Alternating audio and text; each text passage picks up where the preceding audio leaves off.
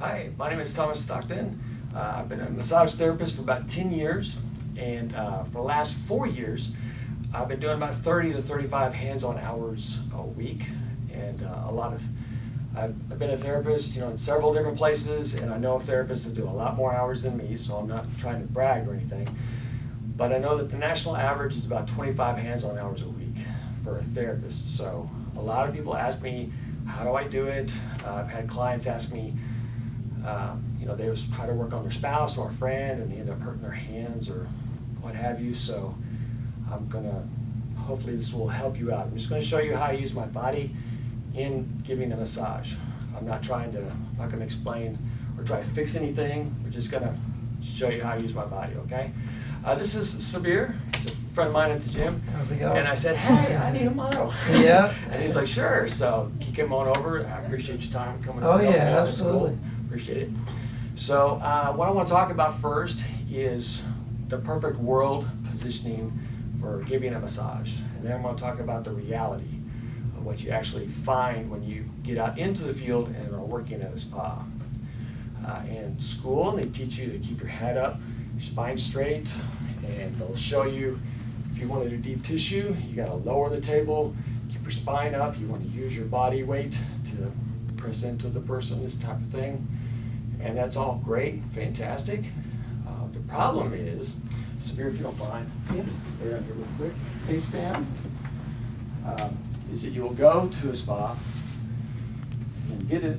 Your first client, you get on a table, you warm up their back, and then you find that you don't have enough room to get into the proper positioning to work on the person. There was one spa that I worked at.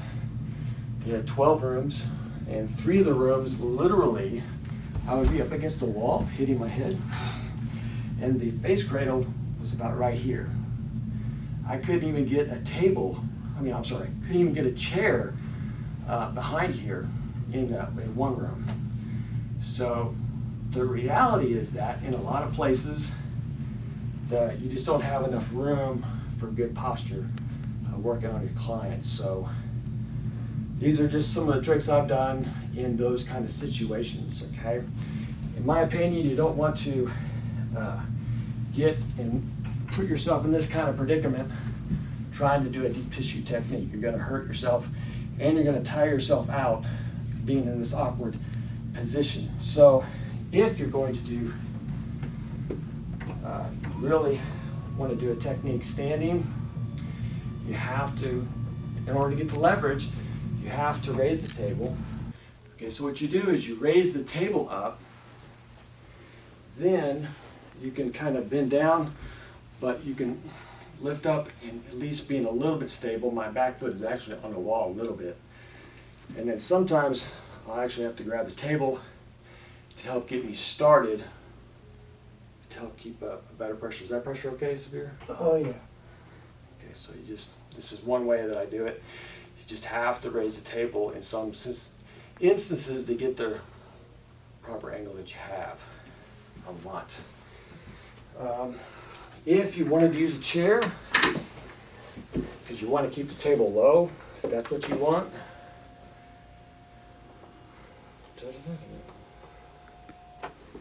get this down, and you can do this.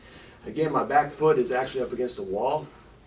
I'm grabbing the table, and you can lean in this way. Kind of do about the same thing.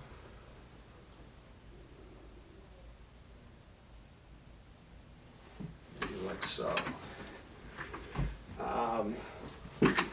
Another thing I've done, been working on someone, is I'll hook in this awkward position, but then I'll twist my body, because every once in a while in those places I would have a client that was just a big guy, kind of where their back feels like a wall, and I can't get enough pressure to dig in.